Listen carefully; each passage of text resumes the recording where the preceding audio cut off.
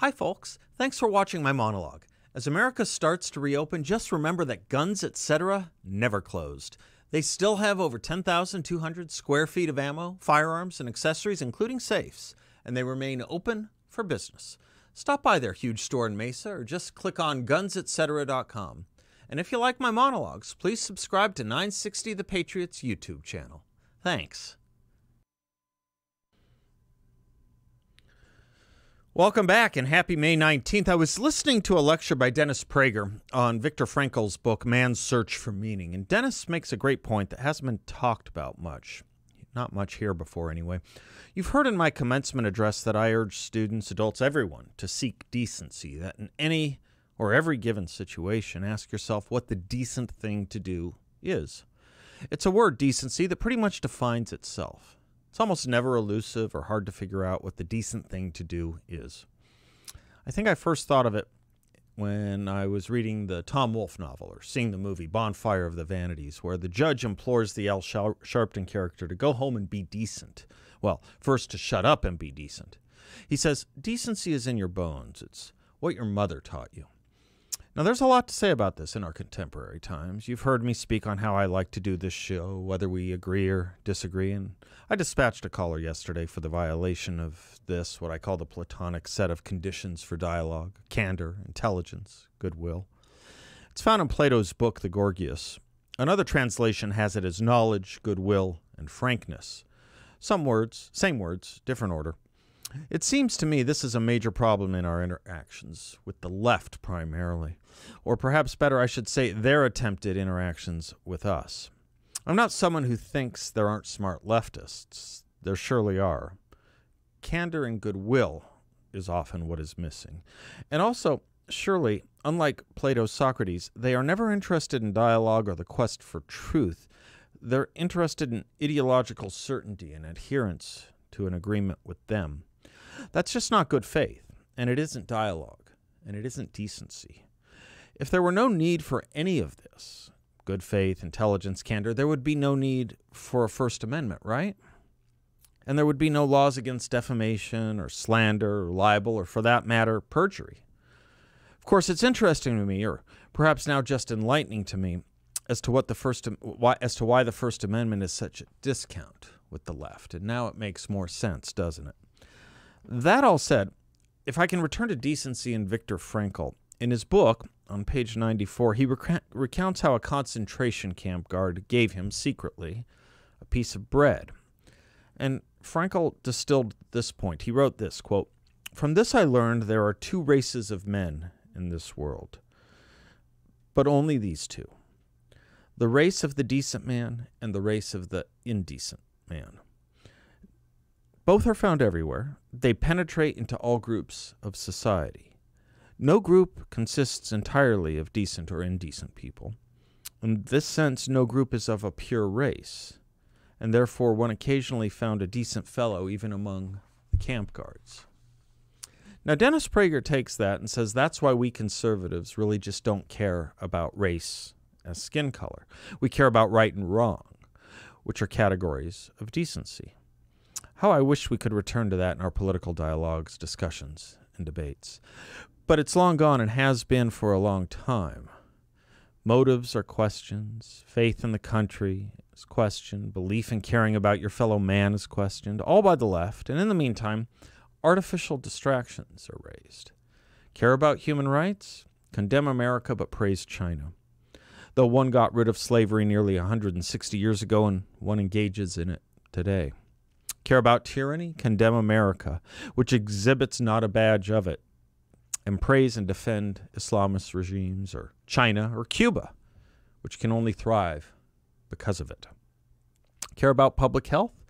Make a theology of condemning the healthy while ignoring the health consequences of doing so, which are far more widespread and comminatory. Condemn Brett Kavanaugh for life for an uncorroborated act of pouncing on a woman at a house party in high school. Defend Joe Biden for a corroborated account of actual criminal sexual assault, all while claiming to be defending women and feminism. Can we stay with this last one for a moment? One of the most famous feminist writers in America, Susan Faludi, writes the following in the New York Times, quote, Joe Biden has been accused of sexual assault, and conservatives are having a field day, exultant that they've caught feminists in a new hypocrisy trap. A woman with no corroboration beyond contemporaneous accounts charges a powerful man with a decades-old crime. Doesn't that sound mighty close to Christine Blasey Ford's complaint against Supreme Court nominee Brett Kavanaugh? Close quote. Well, no, it doesn't, Ramesh Ponnuru writes in response, because the complaint against Kavanaugh didn't have contemporaneous accounts to back it up. It was an aspect of the allegation that was pretty hard to miss for anyone giving it even cursory attention. Faluti's attempt to get us to pretend not to know anything about the fairly recent past in this passage is a nice preview of what she attempts to accomplish in the rest of her op-ed. To the extent she succeeds at all, it's in defending the ludicrously narrow contentions that feminists used the words believe women rather than believe all women, and that some conservatives have erred about that wording. But by the op-ed's end, she doesn't get us an inch closer to the conclusion that there was an implied some in that slogan. Of course, the point of it was to flip the presumption of innocence. The flipped presumption was omnipresent in the Kavanaugh debate. Take Senator Richard Blumenthal, D., Connecticut, who said in the midst of the confirmation fight, quote, "We need to believe survivors," close quote. If that didn't mean that accusations should be presumed true, it didn't mean anything.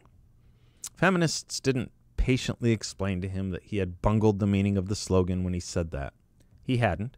He just, like them, didn't mean it. He didn't mean it.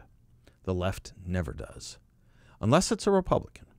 If it's a Democrat, they'll defend him, and the compliant media will refuse to interview or want to interview the accuser, alleged victim. Because power is more important than truth to the left.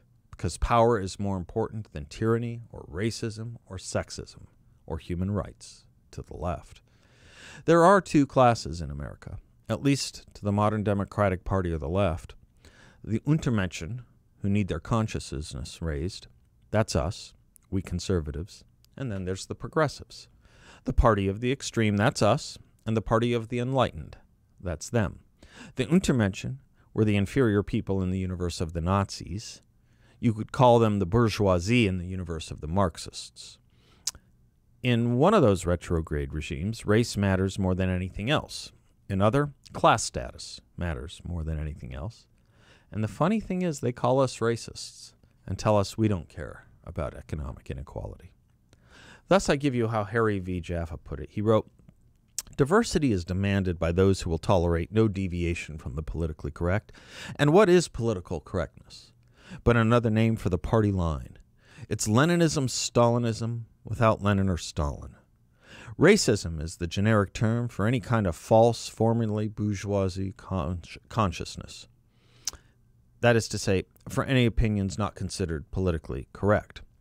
Has nothing to do with what once was called race prejudice, an unreasonable depreciation of other human beings because of their race, color, or ethnic origin.